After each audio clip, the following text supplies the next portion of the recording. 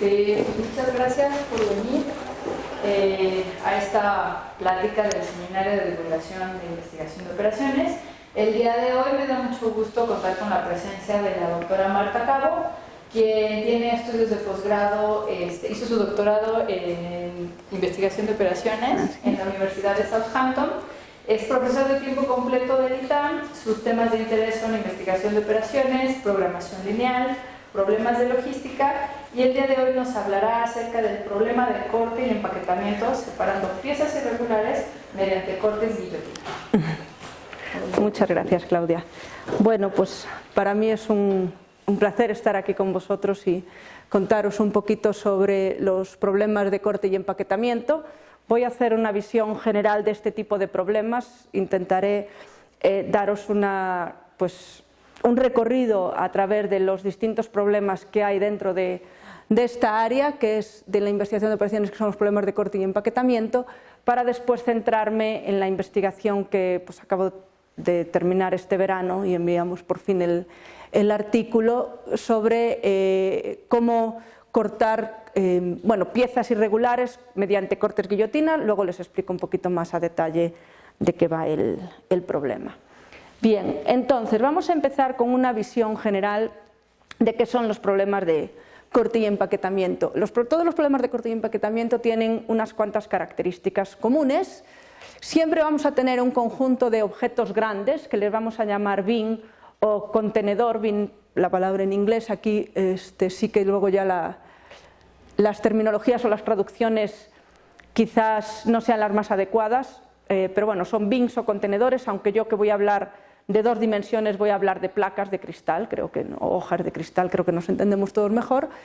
Pero bueno, la idea es que el objeto grande va a contener piezas pequeñas. Entonces tenemos un conjunto de objetos grandes y un conjunto de objetos pequeños, y a ese lo vamos a llamar piezas.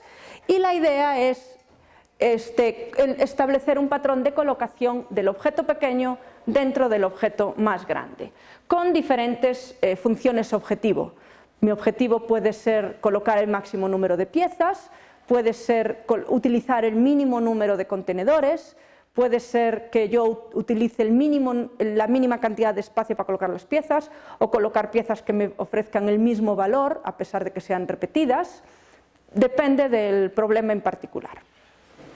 Todos estos problemas se han venido utilizando y podemos pensar múltiples ejemplos, así como lo van a ver ahora con esta introducción que les voy a dar, que espero que no va a ser pequeña, porque como tenemos toda la hora, sí me voy a extender un poquito en la introducción, o por lo menos el primer tercio de la charla es lo que quiero que les quede una idea clara.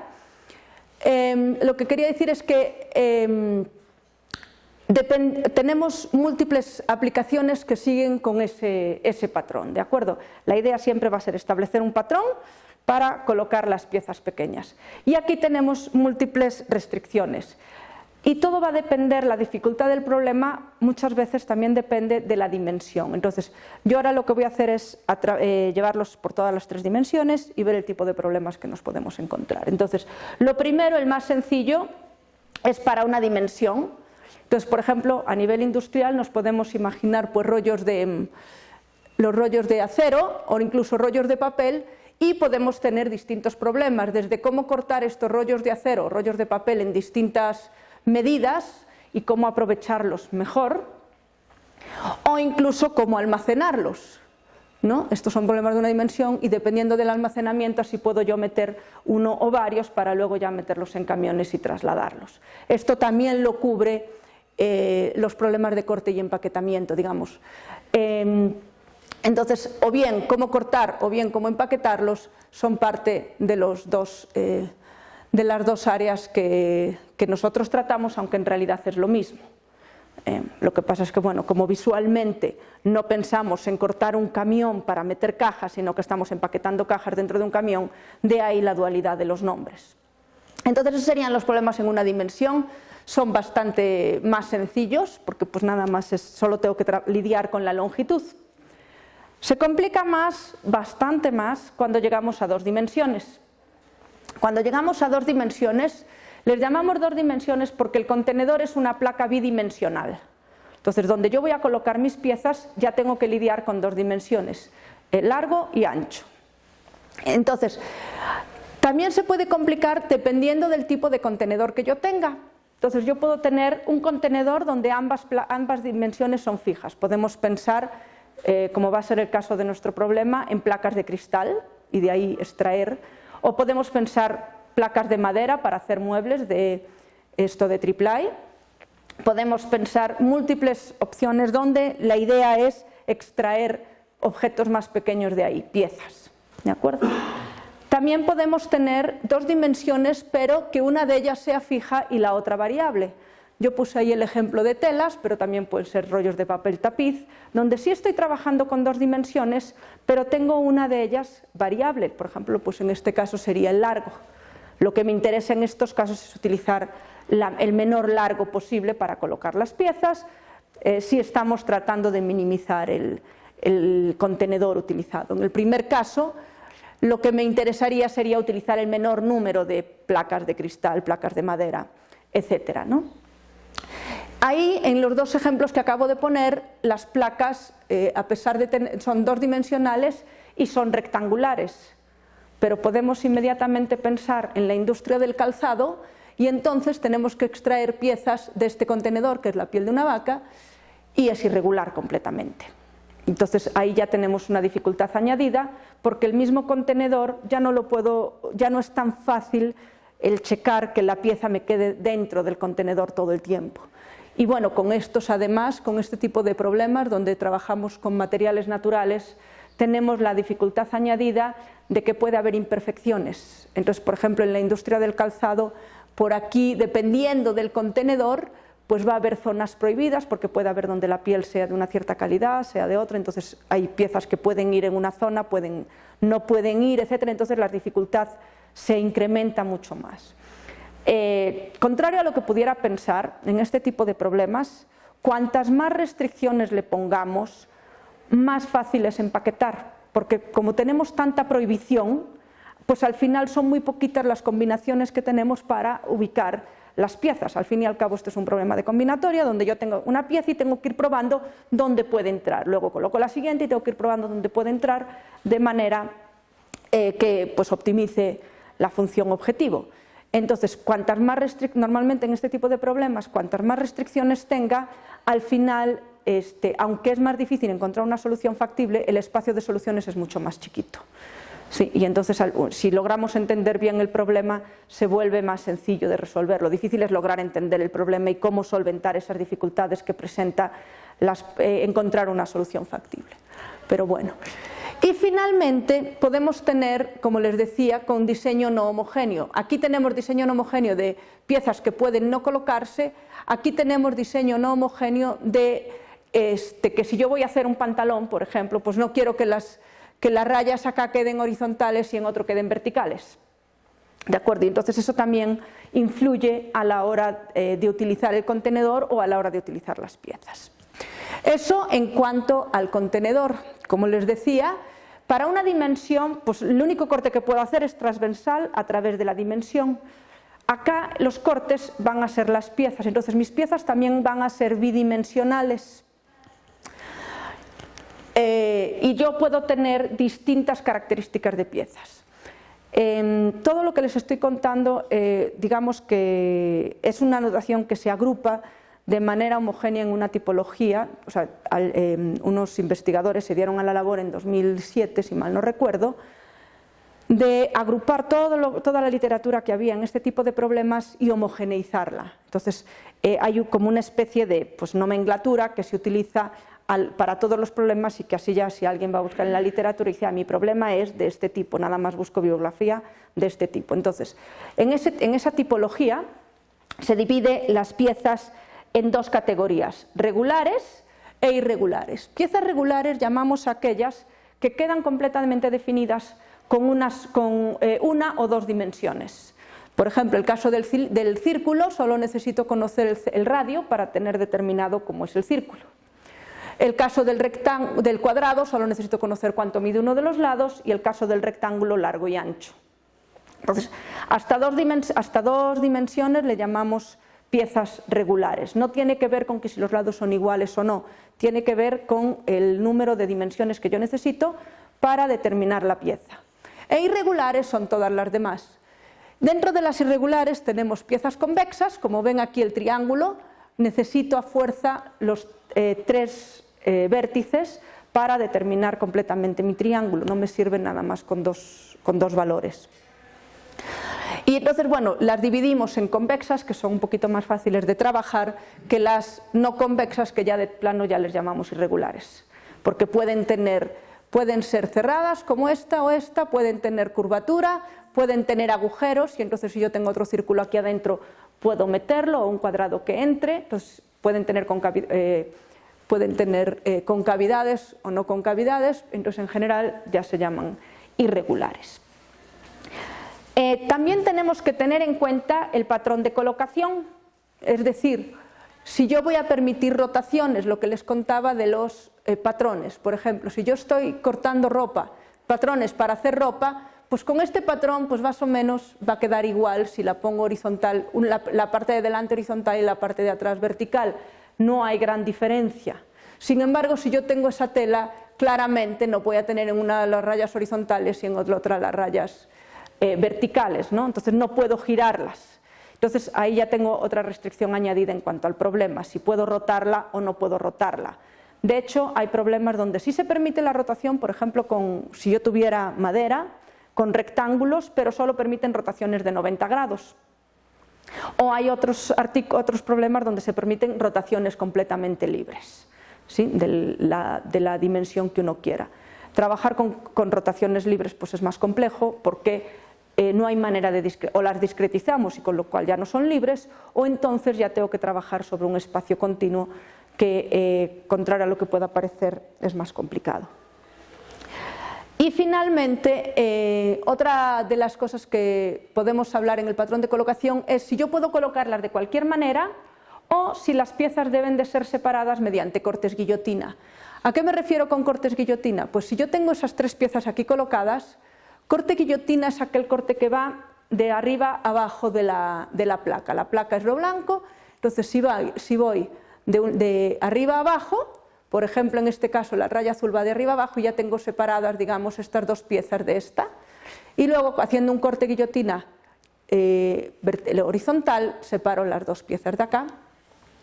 Y de nuevo, con los cortes guillotina podemos tener 2 tipos de corte guillotina, que sean ortogonales, que son los que yo acabo de poner ahí, o no ortogonales, como el que acabo yo de poner acá. Es decir, esta pieza, puedo hacer este corte guillotina, va de un extremo al otro, porque recuerden que aquí ya había separado el contenedor en 2 partes y aprovecho mucho mejor mi espacio. Trabajar con cortes guillotina no ortogonales es algo que tampoco se ha hecho mucho y es una de las bases del problema con el que vamos a trabajar. Entonces, como veis, ya en 2 dimensiones la cosa se complica bastante más, porque digamos, el espectro de problemas que podemos trabajar es mucho más amplio. Si nos vamos a 3 dimensiones, en 3 dimensiones podríamos complicar muchísimo más las cosas. El problema es que es quizá el área donde todavía no se ha desarrollado todo, se está empezando ahora a trabajar mucho en 3 dimensiones. Lo que más se ha trabajado en 3 dimensiones es carga de contenedores. Para, por ejemplo, cómo meter la carga dentro de camiones para después hacer el transporte. Y incluso también cómo meter los contenedores en los barcos, por ejemplo. Hay fotos muy interesantes donde se apilan un montón de contenedores, pero bueno, al final es lo mismo, es meter un contenedor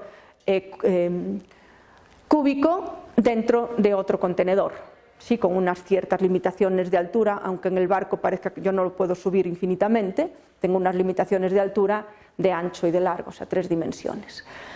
Pero lo que sí es muy interesante en estos problemas de carga de contenedores es por dónde voy a vaciar el contenedor, porque todo esto pues vienen asociados a problemas de logística de, ok, voy a hacer después lo tengo que vaciar, el contenedor. Y normalmente no ocurre que yo llevo un contenedor a un solo cliente, sino que voy visitando varios clientes. Por lo tanto, a la hora de cargarlo, una de las restricciones que se tienen es cómo se descarga también. Por lo tanto, y eso influye mucho en cómo abre el contenedor. Entonces yo puse aquí la foto de un contenedor que abren por atrás o estos que abren de lado. Entonces no es lo mismo cargar uno que cargar otro por cómo se va a vaciar después, ¿no? Entonces son otras consideraciones que tenemos que tener en cuenta. Finalmente, también una aplicación que está muy en boga ahora y que está empezando porque no hay demasiado, es para impresión en 3D, una aplicación. Y aquí lo que se procura es, o sea, la diferencia con esto es que aquí sí que son piezas completamente irregulares, pueden ser convexas, con agujeros, etc. Y lo que ocurre en impresión 3D, por lo que yo entendí, tenemos dos tipos de impresoras 3D, las que van con el hilo imprimiendo, calentando el hilo, imprimiendo una pieza y otra, o las que tienen un bloque de material y lo van cortando. En cualquiera de las dos técnicas, la idea es pues, mandar una cantidad X de piezas que impriman por la noche, llegar y tenerlas impresas. Entonces tenemos que decirle al software cómo queremos que vaya imprimiendo las piezas. Además las impresoras pues, tienen son unas cajitas así no muy grandes y entonces hay la restricción de ancho y de alto. Entonces tenemos la restricción en 3D. Además hay otras restricciones en cuanto a qué piezas puedo colocar cuándo por el calor, que no pueden tener demasiada superficie en común las dos piezas cuando las vaya a colocar, porque luego a la hora de separarlas pues se pierde fiabilidad, digamos, en cuanto a la pieza. O sea, yo he visto imprimir en 3D hasta motores de coches. Entonces hay que tener cuidado con ese tipo de cosas, de que sean precisas, ¿no? Entonces hay que dejar un cierto margen entre las piezas, etcétera, pero eso no es tan complicado de modelar.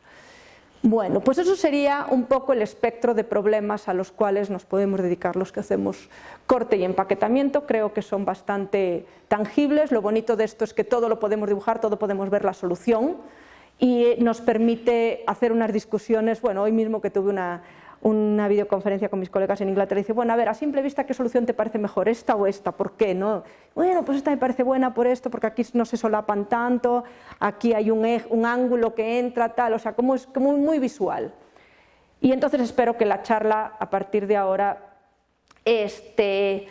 como van a ver, va a tener bastantes dibujitos y siendo bastante visual. Bien, vamos a hablar ahora de los objetivos de los diferentes problemas. Entonces, como os dije, puede ser, por un lado, minimizar el número de contenedores que se requieren para colocar las piezas. Pues sobre todo si son placas de dimensiones finitas, eso es uno de los requisitos. Yo tengo varias placas, tengo que hacer una cantidad de piezas, pensemos en cualquier maqueta o un mueble, lo que sea, y digo, yo necesito la menor cantidad de madera posible, eso es lo que me va a ayudar. Pero si es una tela, pues entonces lo que quiero es minimizar alguna de las dimensiones del contenedor, ¿de acuerdo? Ya sea el alto, largo, dependiendo, ¿no? Una de ellas. Pero luego también existe el objetivo de maximizar el valor de las piezas que se colocan. Por valor puede ser el número de piezas, pero puede ser el área de las piezas que se coloca, puede ser que realmente unas piezas sean más valiosas que otras, tipo problema de la mochila. Y eso también se puede meter dentro de las funciones objetivos. Las restricciones más comunes son que las piezas no se deben solapar y que la pieza debe de quedar completamente dentro del contenedor. Esas son las básicas. Y las siguientes, y bueno, esas son básicas, y luego cualquier otra restricción viene ya marcada por el problema en sí. Entonces, cada problema, además de estas restricciones, va a tener otras adicionales, ¿no? Bien, entonces vamos ahora con el problema con el que yo he estado trabajando en los últimos años, que le he llamado problema del corte de cristal, porque vino motivado por una empresa que hace, no son invernaderos, pero estas no sé si han visto, como galerías dentro de las casas, que todas las ventanas son de cristal. ¿De acuerdo? Tanto las ventanas como el techo son muy comunes en Inglaterra porque hace muy mal clima y sí hay días soleados pero el sol no calienta, entonces hacen una especie de invernadero dentro de la casa donde se está muy cómodo ahí dentro de ese tipo de galerías. Y el problema que nos planteaba esta empresa es que hay software para cortar cristal, pero siempre y cuando sean rectangulares. La idea del cristal lo que tiene es que se corta con un láser que va de una esquina a la otra de la placa de cristal. Por eso les introduje yo el concepto de corte guillotina, porque todos los cortes que se hagan para este problema tienen que ir desde un extremo al otro de la placa de cristal. Esta empresa lo que hacía era agrupar piezas de modo que se asemejaran lo más posible a un rectángulo y después, bueno, pues decían, vale, pues estas piezas son mi rectángulo y ahora lo meto en el software para empaquetar rectángulos. Y eso les daba mucho desperdicio. Nosotros avanzamos el problema un poquito más y ahora, ¿qué es lo que tenemos? Tenemos, primero, piezas de distintos tamaños, pequeño, mediano y grande, las ven ahí las tres, y lo que queremos es piezas convexas. Tenemos también unas piezas que son convexas, porque si no, no las podríamos separar nunca mediante cortes guillotina, y todas son diferentes, ¿de acuerdo? Esto sí que también es importante. Las piezas, como las placas de cristal son completamente homogéneas, las piezas me permiten cualquier tipo de rotación e incluso reflexión. Yo las puedo reflejar porque, total, a la hora de cortarlas sobre el cristal le doy la vuelta y ya tengo la pieza que necesito. Y el corte tengo que ser capaz de separar todas las piezas mediante cortes guillotina, de lo que no necesariamente tienen que ser ortogonales a los lados de las piezas, ¿de acuerdo? Pueden ir en cualquier dirección. Esto, como digo, fue el problema. No había demasiada literatura, solo hay 2 artículos publicados con este problema. Ojalá nos publiquen el nuestro y sea el tercero, pero nos servía, esos 2 artículos nos servían pues como benchmark para cotejar nuestros resultados. El objetivo va a ser colocar todas las piezas, y aunque aquí las placas son limitadas, digamos, no puedo tener como objetivo minimizar el número de placas, porque entonces me iría todas con placas grandes y no me importa si tienen desperdicio. No, aquí lo que quiero es maximizar la utilización de cada placa. Entonces no me importa si yo en una solución utilizo 20 pequeñas y en otra 10 medianas, por ejemplo, pero si la utilización de las 20 pequeñas es mucho mejor que el de las 10 medianas, me voy a quedar con esa aunque tenga que comprar más material. ¿De acuerdo? Ese fue el objetivo que nos marcamos. De esa forma esperamos encontrar una solución que tenga una buena mezcla de pequeñas, medianas y grandes, y podamos vender la idea y la ventaja de utilizar placas de distinto tamaño de cristal. Las decisiones, entonces serían qué tamaño de placa utilizar en cada caso, es decir, voy a colocar qué piezas deben de ir en esa placa. Entonces primero yo digo, ok, voy a tomar, no los resolvemos así obviamente, pero pensemos, voy a tomar una placa pequeña, ok, voy a tomar unas cuantas piezas, ¿qué piezas selecciono para esa placa pequeña? Pues estas, ok, pues ahora las voy a colocar dentro de la placa. Luego voy a tomar una placa mediana, ¿qué piezas? Entonces tengo 3 decisiones realmente, que es, ¿qué placa debo de elegir? ¿Cuál es la posición de cada pieza dentro de la placa? Una vez que yo sé la posición relativa, digamos que ya tengo el conjunto de piezas que voy a colocar en esa placa. Y finalmente no puedo olvidar cómo realizar los cortes guillotina para eliminar las piezas. Entonces, a medida que yo voy a ir colocando piezas, voy a decirle, este va a ser tu corte guillotina, este va a ser tu corte guillotina. ¿De acuerdo? Porque si no, vamos a ver que podemos llegar a soluciones donde sí, a simple vista digo, sí, ya sé cómo hacer el corte guillotina, pero ¿cómo le digo entonces a la máquina cómo hacerlo realmente? ¿No? Entonces, mi algoritmo le tiene que ir diciendo a la máquina cómo colocar la pieza y qué corte guillotina lleva asociado. ¿De acuerdo? Bueno, entonces, voy a empezar a explicarles cómo solventamos estas dos segundas decisiones, posición relativa de cada pieza y realizar los cortes guillotina, porque van muy encaminadas. Entonces, para eso diseñamos un heurístico constructivo que nos iba a permitir colocar pieza a pieza dentro de una placa, y ese heurístico lo aplicamos después a los distintos tamaños de placa y veíamos dónde mejor funcionaba en cada caso, y entonces una vez que les explique el heurístico constructivo para eso, veremos qué utilizamos para determinar qué tamaño de placa utilizar. ¿Vale? Entonces voy un poquito al revés, primero les explico cómo empaquetábamos una placa, no me va a importar de qué tamaño, y después vamos a ver cómo seleccionábamos, por así decirlo, los distintos tamaños de placa en cada momento. Bien, entonces ahora viene lo divertido. Tenemos dos métodos para determinar la posición de las piezas en la placa. El primer método se basa en colocar las piezas de modo que compartan uno de los lados, como si fuera un rompecabezas. Creo que es lo que todos, si yo les trajera las piezas recortadas, es lo que todos empezaríamos a hacer, tratar de irlas colocando como si fueran un rompecabezas. El problema que tiene esto es que si nos fijamos aquí, yo tengo una primera pieza colocada acá y voy a colocar esta segunda pieza P. Si coloco esta segunda pieza P de modo que compartan este lado, sabemos que la pieza resultante, por así decirlo, la unión de las dos piezas ya no es convexa. Y yo para utilizar cortes guillotina solo puedo trabajar con piezas convexas. Entonces, ¿qué hacemos? Consideramos, dadas las dos piezas, la envoltura convexa de las dos piezas juntas. Entonces, la envoltura convexa es el convexo más pequeño que contiene a las dos piezas.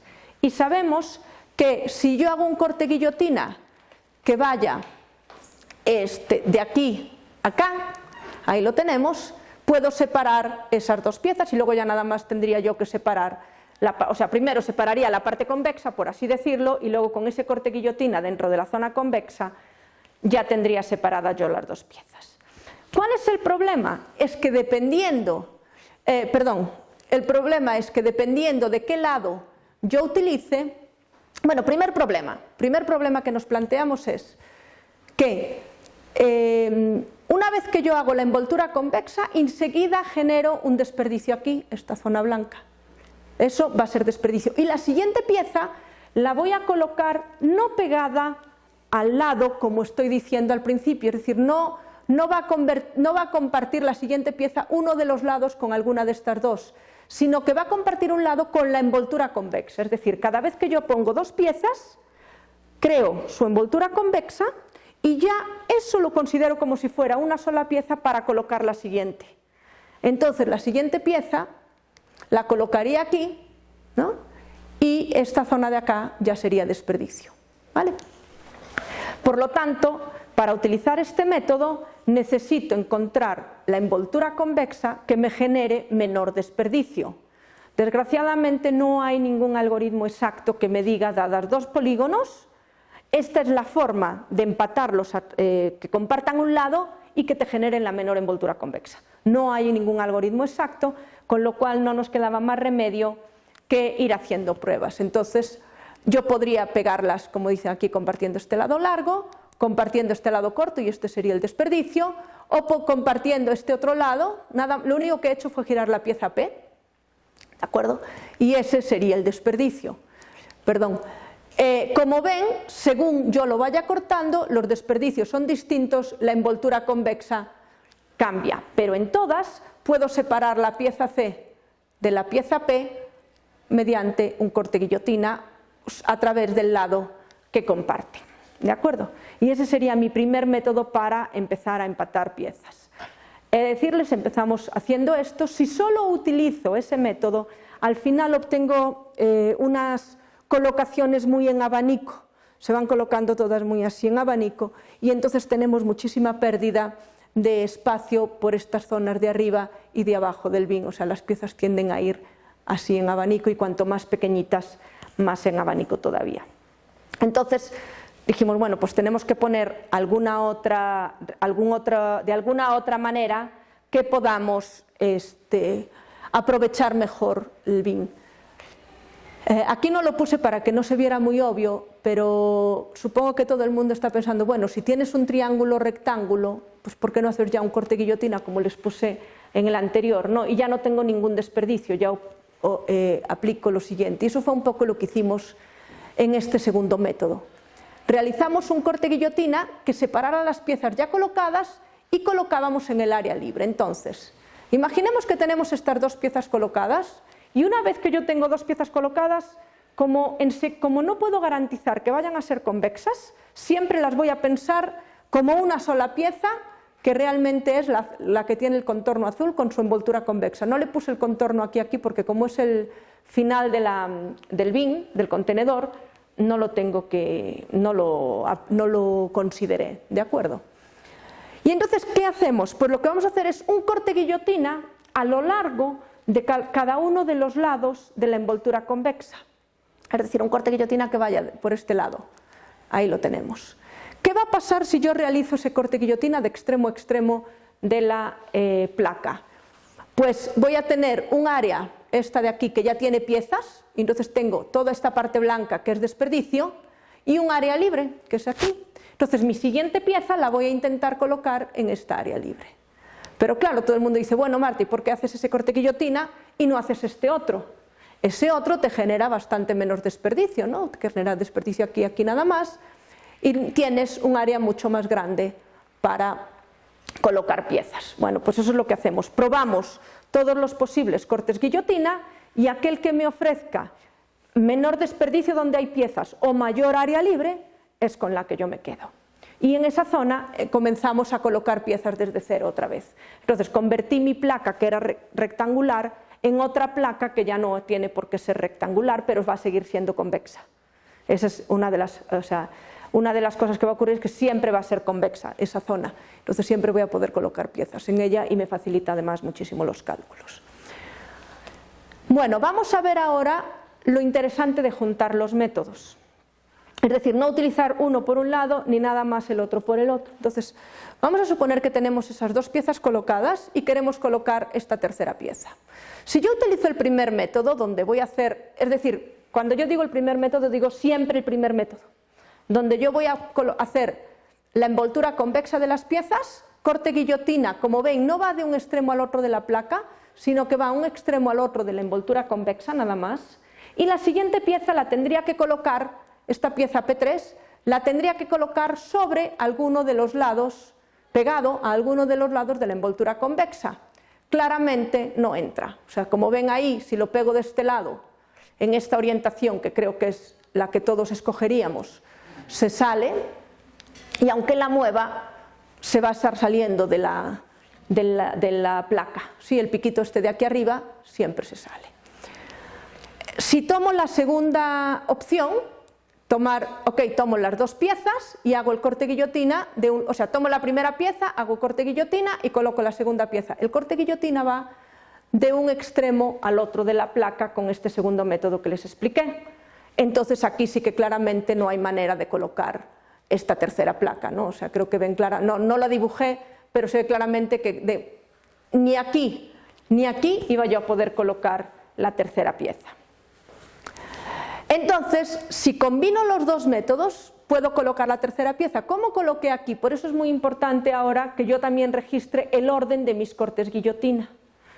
Entonces, primero voy a colocar la primera pieza con la segunda y hacer la envoltura convexa. Y el corte guillotina primero solo va hasta el final de la envoltura convexa. El primero que yo decido hacer, o sea, el primero que yo marco, pero va a ser el último en hacer. Sí, o sea, la máquina, digamos, o sea, cuando yo le pase este patrón a la tienda, el primer corte guillotina que va a hacer va a ser el segundo que yo genero, que es, ok, tengo las dos piezas ya colocadas, ya sé que las separo con un corte guillotina, para colocar la tercera, primero hace el corte guillotina y en el área libre colocas la tercera pieza. Cuando esto se lo pasemos al operario, pues él lo que tiene que hacer es primero hacer el último corte guillotina y luego el primero que se marcó. Entonces las piezas se colocan en orden inverso, o sea, se van a extraer en el orden inverso en el que se van a colocar. ¿De acuerdo? Esto también es importante tenerlo en cuenta. Y entonces, como ven, juntando ambos métodos puedo colocar las tres piezas sin problema dentro de la misma placa. Bueno, entonces esos serían los métodos que yo utilizo para empacar una placa. Dependiendo de cuál me dé mejor utilización en cada momento, ese es el criterio que voy a utilizar siempre para la siguiente, siempre para la siguiente. Este constructivo coloca una pieza de cada vez. ¿De acuerdo? Y lo voy haciendo de manera iterativa. Contrario a lo que pueda parecer, esta manera de empaquetar piezas es muy rápida. Hemos logrado empaquetar piezas, empaquetar piezas en un bin que a lo mejor le entraban 15, 16 piezas, que es un tamaño bastante grande, ¿no? Incluso alguno de 60 piezas, en cuestión de segundos. En cuestión de segundos empaquetábamos todas las piezas dentro del bin. ¿Cuál era el problema? Que solo empaquetábamos un bin. Entonces, como en este problema yo tengo que decidir qué tamaño de placa voy a utilizar, necesito un heurístico que me permita decidir el tamaño de placa de manera fácil. Y entonces lo que hicimos fue utilizar este heurístico que le llamamos Beam Search, no sé cómo se traduce bien al español, si es que tiene traducción, pero les voy a explicar brevemente cómo funciona y lo van a entender perfecto en la siguiente diapositiva con un dibujo, con un gráfico. Entonces, el Beam Search es un árbol de búsqueda donde cada nodo va a representar una solución parcial. Todo árbol tiene una serie de nodos, cada nodo me va a representar una solución parcial. En mi caso, cada nodo va a representar un bin, una placa de cristal completamente empaquetada. Entonces me ayudaba el empaquetarlos bastante rápido. Me facilita la implementación de la decisión sobre el tamaño de placa. Y la idea es crear múltiples nodos con distintos tamaños de placa y utilizar una poda muy brusqueda para quedarme solo con unos cuantos y eliminar de raíz las malas soluciones, las posibles malas soluciones. Eso es lo que hace Beam Search y lo hace de manera muy eficiente. Entonces, en cada nodo vamos a representar una placa de cristal completamente empaquetada. Cada nodo va a tener una placa de distinto tamaño y cada nodo padre genera múltiples hijos. Y esos hijos van a ser placas de distintos tamaños de las cuales vamos a elegir los mejores en base a una evaluación completamente local. En base solo miro para ella y digo, ¿eres bueno o no eres bueno? Y no me fijo en ninguno de sus hermanos ni en lo que va a pasar después. ¿De acuerdo? Es independiente del resto de los nodos, solo se fija en la evaluación. Entonces, vamos a ver cómo funciona con este gráfico el Beam Search. Partimos de un nodo padre y vamos a tener dos filtros. Uno que llamamos el ancho del filtro, que le voy a llamar 2, y otro que le llamo el ancho del BIM, que va a ser de 3. Estos números no son aleatorios, se ha probado que esta técnica funciona bien con esos dos valores. Ahora les explico cuáles son, qué representa cada uno. Yo lo he probado con otros valores de alfa y beta y lo único que he hecho ha sido aumentar el tiempo o empeorar la solución, con lo cual me gusta mucho eso de que los parámetros en un heurístico no tenga que estar mucho tiempo calibrando parámetros, sino que con esos que vienen ya de fábrica, por así decirlo, he probado que funcionan bien en prácticamente todos los casos. ¿Qué hace Beam Search? Bueno, parte de un nodo padre y genera una cantidad que yo determino grande de nodos hijo.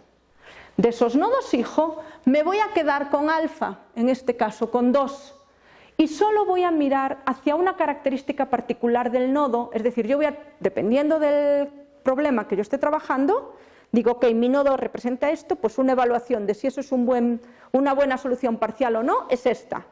Y en base a esa buena solución parcial voy a elegir dos nodos, ¿no? En ese caso, estos dos.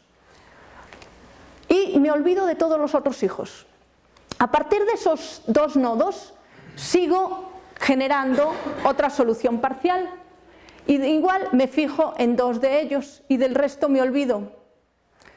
Y a partir del otro hijo que seleccioné, me fijo en 2 de ellos.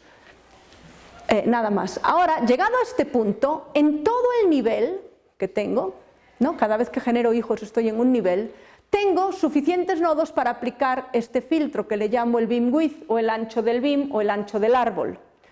Aquí tengo un beam width de 3, entonces, ¿qué voy a hacer? Voy a tomar este nodo, que es una solución parcial de o sea, digamos, esta rama, me representan una solución parcial del problema. Entonces, ¿qué voy a hacer? A partir de este nodo, voy a generar la solución total del problema. A partir de este nodo, como es diferente, ya tengo este con este, voy a generar otra solución total. Estas dos soluciones no tienen por qué ser la misma. De aquí voy a generar otra solución y de aquí voy a generar otra solución. Y voy a checar con esas 4 soluciones cuáles son las beta mejores basados en algún tipo de criterio que yo tenga. Normalmente pues coincide con la función objetivo, en este caso porcentaje de utilización. Me quedo con las 3 mejores y vuelvo a empezar otra vez.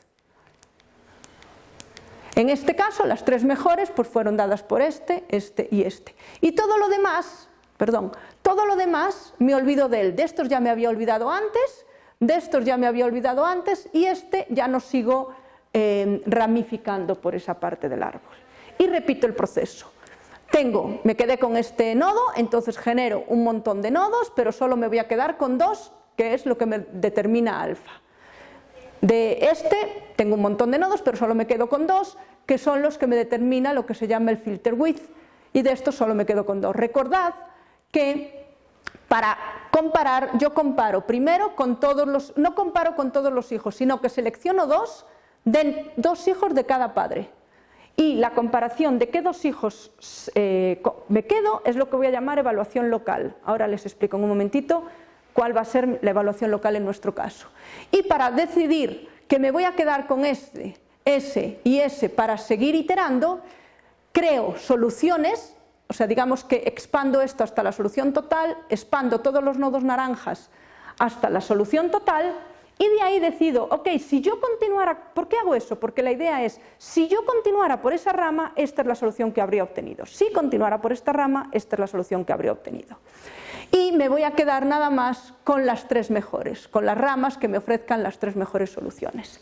La mezcla esta de solución local que solo mira al hijo y nada más que a ese hijo, con la solución global que mira el qué pasaría si continúo con esa rama, me permite un balance entre buenas soluciones parciales y no quedarme con un espectro muy avaricioso de ay, estoy muy bien aquí, muy bien aquí, muy bien aquí, pero luego al final lo hago muy mal. La evaluación global, me ayuda a eliminar ese punto avaricioso que tiene la evaluación local, porque sí se fija en la solución final. ¿De acuerdo? Entonces, bueno, continuaría hasta que, en nuestro caso, como cada nodo me va a representar una placa con piezas, voy a continuar hasta que todas las piezas estén colocadas en todas las ramas. ¿De acuerdo? O sea, digamos que si yo llego aquí al final es porque de aquí ya sé que siguiendo esta rama coloco todas las piezas en distintas placas de distinto tamaño, ¿no? Y aquí coloco piezas en distintas placas de distinto tamaño, etc. Entonces, ¿cómo aplicamos esto al problema? Mis hijos, o sea, cada padre va a generar hijos, y lo que van a ser placas empaquetadas de distinto tamaño. La evaluación local se va a decir, ok, del tamaño, imaginemos que tenemos 3 tamaños, pequeño, mediano y grande. Del tamaño pequeño vas a seleccionar 2, del tamaño mediano seleccionas 2 y del grande seleccionas otras 2. Entonces, con cada uno de ellos me voy a quedar con 6, pero ahí está el 2, de quedarme 2 de cada tamaño. Eso también para garantizar diversificación, que no me vaya yo, que el árbol no me guíe hacia placas de un solo tamaño muy al principio del árbol. Y después, la evaluación global, o la solución global, genera toda una solución, sí utilizando distintos tipos de placa, y dice, si te siguieras por esta rama, esta sería la mejor solución con esa utilización. Y así sucesivamente, y crea al final la solución. Lo que vamos a hacer es recorrer el árbol para ver cuáles son las placas que realmente debería de haber empaquetado y cómo, ¿no? Bien, la evaluación local, como digo, solo se fija en cada uno de los hijos, selecciona alfa nodos de cada tamaño.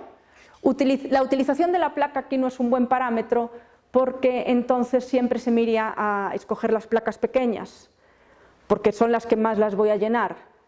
¿Sí? O placas grandes con piezas demasiado grandes, o placas pequeñas con piezas pequeñas. Entonces no nos resultaba un buen parámetro la utilización, nos resultaba un buen parámetro este.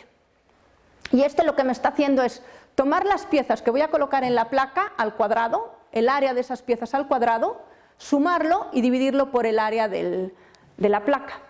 Entonces, esto lo que pretende hacer es que el tamaño relativo de la pieza que yo esté colocando frente al bin o a la placa que yo estoy utilizando sea lo más parecido. Entonces, si yo tengo una pieza grande que su tamaño es bastante similar al de la placa grande, al elevarlo al cuadrado se va a parecer todavía más, entonces me lo va a tratar de poner piezas grandes en placas grandes, piezas pequeñas en placas pequeñas. pero sin ser una cosa muy forzada, sino que este cuadrado me va a ayudar a balancearlo bastante. Y luego, como les digo, eso para escoger los hijos dentro de cada nivel. Y una vez que tengo el nivel, tengo que crear la solución global. Luego esas soluciones las desecho, no me sirven para nada, entonces necesito algo que lo haga muy rápido. Entonces, ¿qué vamos a hacer? Vamos a empaquetar todas las piezas que quedan por empaquetar. Lo que pasa es que como en cada nodo yo ya empaqueté algunas, dependiendo de qué piezas haya yo escogido, las que me quedan, el conjunto de piezas es distinto. Y las voy a empaquetar pieza por pieza, digamos placa por placa, perdón. Entonces voy a empaquetar las piezas, imaginemos que solo me quedan estas dos piezas. Pues voy a intentar empaquetarlas en una mediana, en una pequeña, en una mediana y en una grande, y por los métodos que yo les expliqué antes. ¿Qué ocurre? Que aquí puede pasar que no haya forma de poner la primera pieza en la placa pequeña. Entonces a fuerza me tengo que ir, ¿no? Ni siquiera aunque la gire, a fuerza me tengo que ir a la placa pequeña. Y luego tengo que colocar la segunda pieza. Como esta ya no la usé, ya no la voy a checar, voy a intentar colocarlo en la placa mediana, pero ahí no cabe, en esa posición no cabe, tampoco cabría en esa posición, tampoco cabría en esa posición. Sí, que con los métodos que estamos utilizando serían las únicas posiciones en las que checaríamos. Con lo cual no me queda más remedio que colocarlas en la placa grande, a pesar de que se genera mucho desperdicio aquí. Entonces, ¿qué es lo que hace la solución global? Realmente lo que va a hacer es medir la utilización, ahora lo vamos a ver en la siguiente, de colocarlas aquí, colocarlas aquí, colocarlas aquí, y elige aquella que mejor dé, aunque no coloque tantas piezas como yo esperaría. Entonces, dependiendo del tamaño, yo voy a tener un conjunto distinto de piezas por colocar, lo vamos a ver ahora.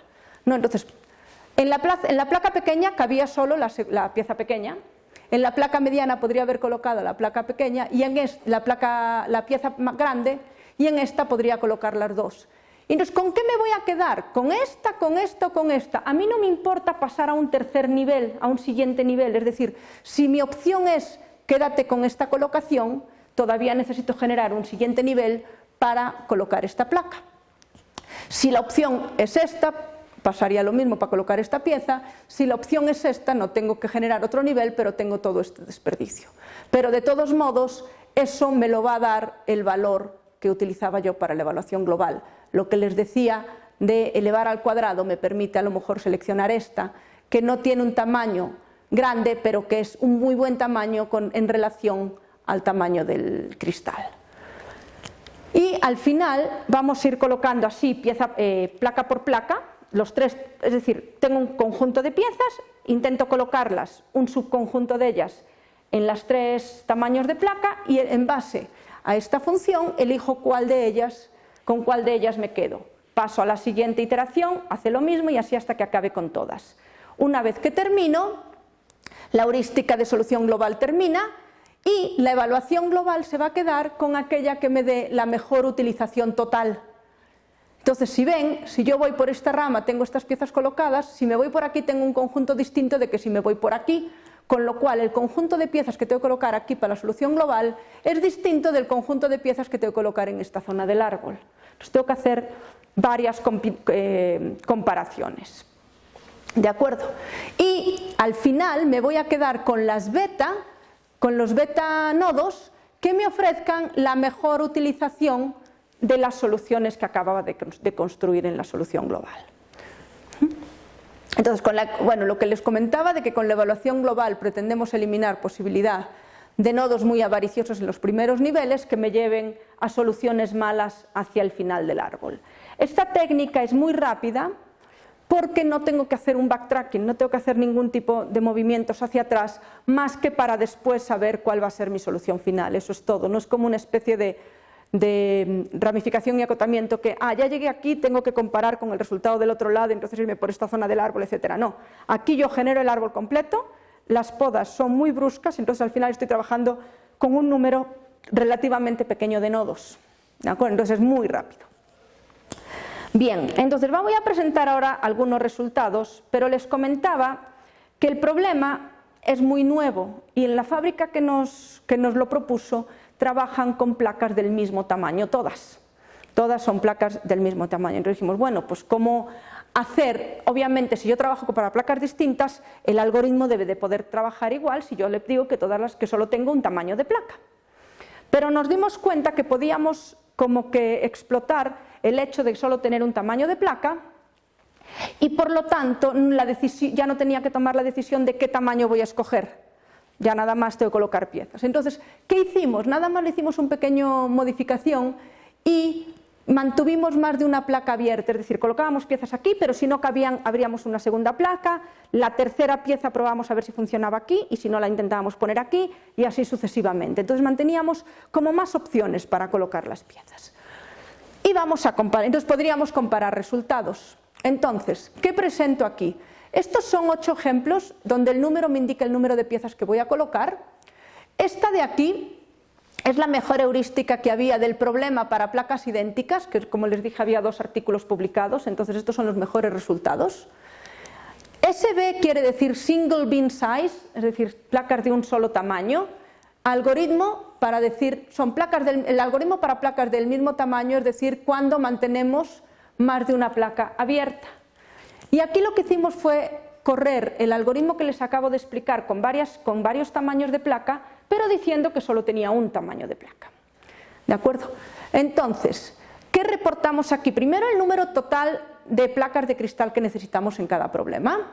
Como ven, son bastante similares. Aquí necesitamos en el J40 y J60 necesitamos uno más si utilizamos este algoritmo que si utilizamos este, con lo cual ya inmediatamente probamos la ventaja de tener más de una placa abierta en este algoritmo frente a este que nada más coloca piezas y como no tengo con qué comparar en distintos tamaños de pieza me voy a quedar con ellos, luego siguiente conjunto de piezas las coloco y no tengo opción de andar moviendo la pieza de una placa a otra. Pero este algoritmo, comparado con lo mejor que hay en la literatura hasta ahora, que no es mucho, la verdad, pues este es el mejor, tenemos unos valores muy iguales. Esto del número fraccionario de bins a lo que se refiere es tomamos todas las placas y la última, que se supone que es la que tiene pues, las últimas piezas, la que peor empaquetada está, veo cuál es su utilización. Entonces, por ejemplo, este 699 o este 884 quiere decir que completo 8 placas enteritas y no me importa, todo lo que haya en esa placa lo considero desperdicio, y el 84% de la última. Aquí, por ejemplo, de la última solo utilizo el 27%, de la última utilizo el 32%, que son valores bastante similares a lo que se obtiene con esta heurística, que es una metaheurística que utiliza programación lineal, es una heurística híbrida que la parte de colocación la hacen con programación lineal. Entonces estamos bastante cerca de ellos y en algunos casos les ganamos. La utilización también es muy similar y lo que le ganamos claramente es en el tiempo. O sea, mientras que nosotros lo que más lleva son 13 minutos aproximadamente, a ellos les lleva casi una hora resolver un problema con 150 piezas. Entonces, en ese sentido les ganamos, o sea, estamos tranquilos porque nuestra heurística es rápida, no necesito de ningún tipo de software y puedo obtener bastantes resultados. Estos son una clase de problemas que hay, que son, cada clase consta de 300 instancias, de 30 instancias, perdón, en total son 540 me parece, y de nuevo las probamos el algoritmo nuestro de single bin, es decir, donde puedo mantener más placas abiertas, con esta heurística híbrida que tiene programación lineal. Lo primero que observamos es que la heurística híbrida no es capaz de resolver todas las instancias de algunas clases. Y eso es por la colocación de la primera pieza. Hay piezas que son muy complicadas de colocar. Por ejemplo, si yo tengo aquí el bin, y una de las piezas favoritas de mi colega, esta, encontrar el ángulo para que realmente esta pieza entre en esto es muy complicado. Y entonces nosotros siempre la primera pieza tratamos de que los lados coincidan con los lados del bin y esta nunca lo vamos a poder hacer. Entonces este algoritmo no lo tiene en cuenta esos casos. Nosotros, como nos dimos cuenta, lo solucionamos rápido diciendo, bueno, si la pieza no entra en ninguna de las posiciones que nosotros le dijimos, colócala en la posición original en la que venía. Y normalmente este tipo de piezas vienen en esa posición porque ya saben que así va a entrar, ¿no? Entonces, esa es la razón por la cual estas instancias no se llegaron a resolver en aquella heurística. Entonces, al final la comparación pues la estoy haciendo sobre, o sea, estos 104 es corriendo las mismas 26 que logró correr esta heurística, estas 108 bins son corriendo las mismas, etcétera, pero me voy a fijar nada más en aquellas que corrieron todas. Ay, mira, que hay una de 22 que se me pasó.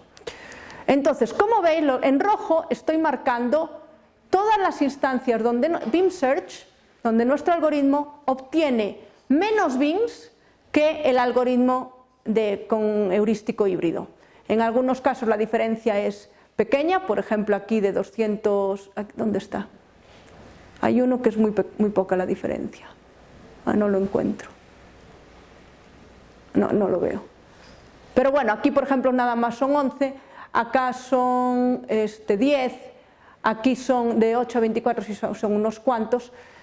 Pero en todos reducimos el número de bins, que es lo que realmente nos importa, y claro, cuando menos bins, la utilización pues va a ser mucho mejor, obviamente.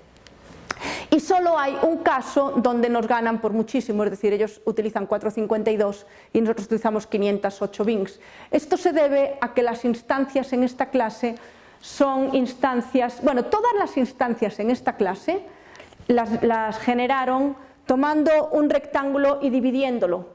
Entonces todas las instancias es lo que se llama de cristal roto o de rompecabezas. Se podrían reconstruir como reconstruyendo un rompecabezas.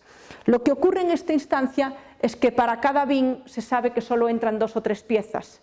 Y como esta heurística las coloca de manera óptima, si son poquitas porque utiliza programación lineal, de ahí que tenga yo esta diferencia tan grande. Pero claro, en todas las demás le ganamos y en el tiempo hay en algunas, por ejemplo, mira, 691 frente a 30 segundos de promedio en cada una de las 30 instancias. Entonces sí, en tiempo le seguimos ganando. Bien, hasta ahí está donde yo me puedo comparar con otras cosas que había en la literatura. Cuando ya pasamos a placas heterogéneas o distintos tamaños de placa, no tengo con qué compararme. Entonces, ¿qué fue lo que hicimos? Lo que hicimos fue compararnos contra nosotros mismos y tratar de ver la ventaja de utilizar distintos tamaños de bins frente a solo utilizar bin mediano o bin grande. No metimos el pequeño porque con el pequeño ya de plano sabíamos que había piezas que no iban a entrar. Sí, porque el área de esa pieza iba a ser más grande que el área del bin. ¿De acuerdo? Entonces por eso ya no las probamos, porque como no había instancias no hay instancias en la literatura para este tipo de problemas, nosotros generamos los bins. Todas las instancias las instancias que cogimos en el problema, consideramos que el bin que nos daban era el mediano y creamos el grande aumentando proporcionalmente, de modo que el área del grande fuera 1.5 veces más grande que el área del mediano y el área del pequeño 2/3 del área del mediano. ¿De acuerdo? Y entonces, ¿qué observamos aquí? Que utilizar distintos tamaños de bin me va a ofrecer siempre una mejor utilización que utilizar el tamaño adecuado, que sería el mediano. Digo el adecuado porque, como estos son trabajos para la empresa, ese es el tamaño estándar por el que tienen, ¿de acuerdo? O el que tenían, porque aquí la idea es, oye, os conviene a lo mejor comprar distintos tamaños de placa, incluso a lo mejor puede resultar más barato. Desde luego, cuando ya tomamos el tamaño más grande, también la utilización le ganamos también por bastante. Obviamente los tiempos ya no, porque aquí hay que probar con 3 tamaños, hay que hacer muchas más comparaciones. Y si nos vamos a estos 540 clases, también les ganamos. Digamos que yo solo rodeé aquellas instancias donde la mejora era mayor al 1%. Si no, lo considero un empate. Digo, bueno, ganar un 1% arriba, un 1% abajo, tampoco lo considero gran cosa. Entonces solo rodeé aquellas en donde la variación era del 1%. En rojo, digamos, donde yo le gano, entre comillas, y solo hay una instancia donde utilizar el tamaño, un solo tamaño, es mejor, que es esta de aquí, que tenemos un 96% frente a un 95,7%, pero como no es ni siquiera el 1%, pues ni la considero. Si ya me voy a tomar un bin mucho más grande, la desventaja se ve claramente. Y esta diferencia, como os decía, viene dada porque las piezas para estas clases están sacadas en este tamaño de bin y lo que se llaman de cristal roto. O sea, es como si tomáramos una pieza de cristal, le pegamos un golpe y las piezas que queden son las piezas que reporto yo en cada una de estas placas. Por eso siempre va a ser más eficiente empaquetarlas en un bin mediano que en un bin grande. ¿De acuerdo? De ahí que por eso sea mucho más fácil ganarles en ese caso. Pero lo interesante es compararnos con el bin mediano, que vemos, no lo tengo registrado porque la verdad es que son muchísimas, son 540 y es algo que no se puede contabilizar tan fácil, pero lo que sí ocurría aquí es que aunque la gran mayoría eran en el multi-bin size, en las soluciones, la gran mayoría utilizaba para una colocación placas de tamaño mediano, siempre todos los ejemplos tomaban en consideración que podían tomar una pequeña o una grande. Entonces siempre era un montón de medianas y dos pequeñas, o un montón de medianas y una grande, un montón de medianas, una pequeña y una grande. Sí había mezclas, siempre no me dio ni una sola solución donde aquí fueran todas medianas, con lo cual tendría que ser el mismo resultado que aquí. Siempre se tomaba ventaja del hecho de que tenía placas para elegir, y es un poco lo que nosotros queríamos ver, que si dada distintos tamaños de placa realmente me compensa tener unos tamaños u otros, ¿no?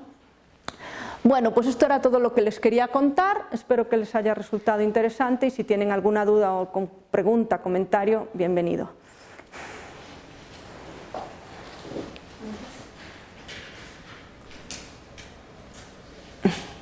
¿Probaron algún otro heurístico? No, la verdad es que nosotros empezamos con el heurístico constructivo y la verdad es que funcionaba muy bien. Ya solo con el propio constructivo ya obteníamos resultados a veces iguales a los del artículo con el que nos comparábamos, pero no siempre. Y lo que nos dimos cuenta fue que nuestro constructivo era muy dependiente de qué primera pieza colocábamos en cada bin.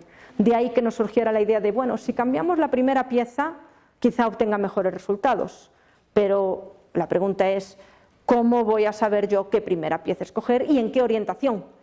Entonces el Beam Search lo que me ayudaba era, cada nodo realmente lo que yo le estoy cambiando es al principio la primera pieza nada más, tanto la orientación como la selección de esa primera pieza. Entonces todos los hijos, lo que cambiando en la primera pieza ya me cambiaba qué otras piezas iba a seleccionar más adelante. Y ya con eso, al hacer las soluciones vimos que nos funcionaba tan bien que fue cuando nos animamos a hacerlo para el caso de múltiples placas de cristal. Empezamos siempre, normalmente uno empieza con el problema más fácil y lo va expandiendo y luego lo cuenta al revés, ¿no? Entonces sí, empezamos con el fácil y ahí fue cuando vimos que rápidamente podíamos hacerlo.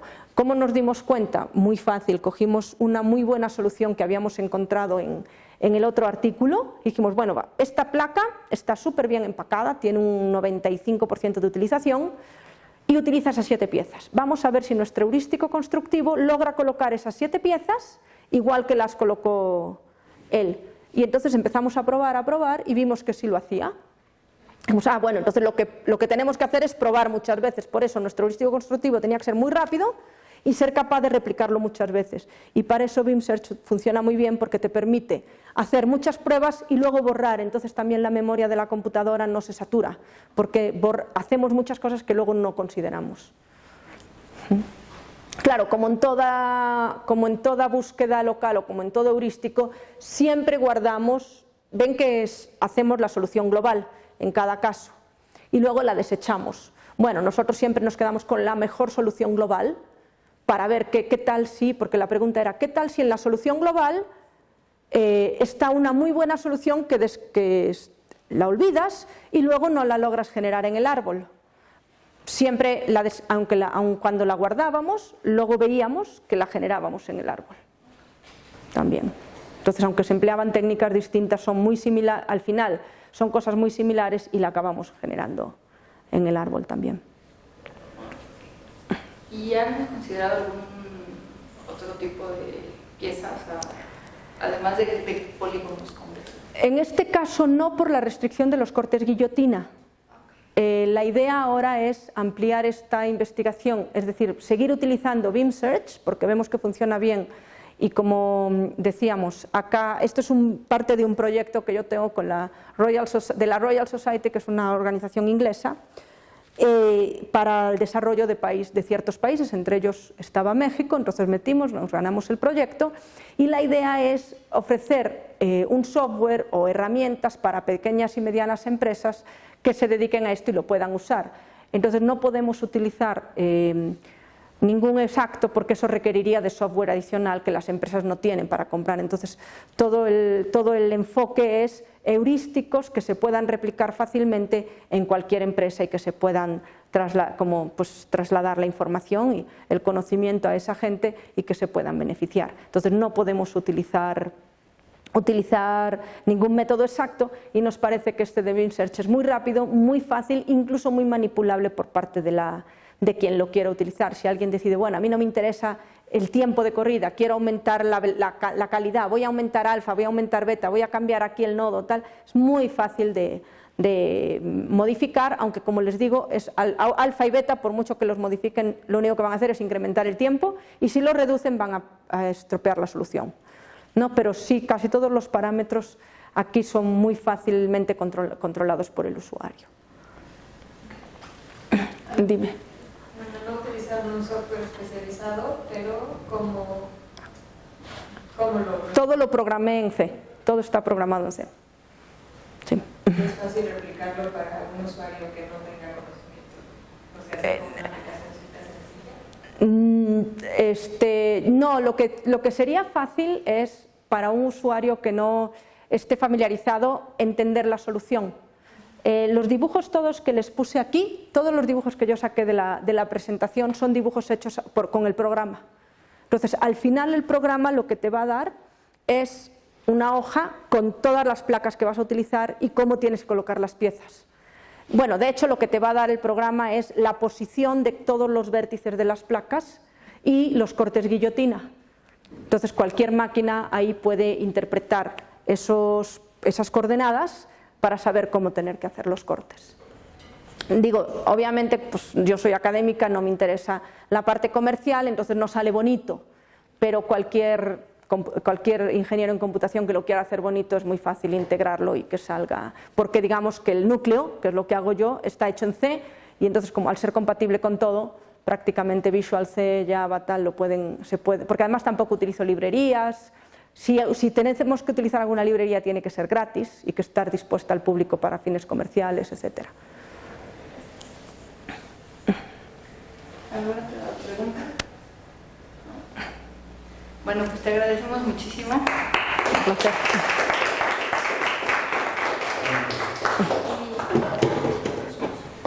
Te damos una pequeña constancia. Muchísimas gracias. Al contrario, gracias a ti.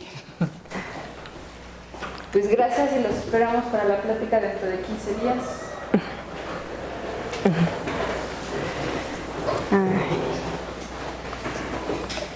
No, pues esto no me tarda. Ahora voy a tratar de utilizar el Beam Search. El Beam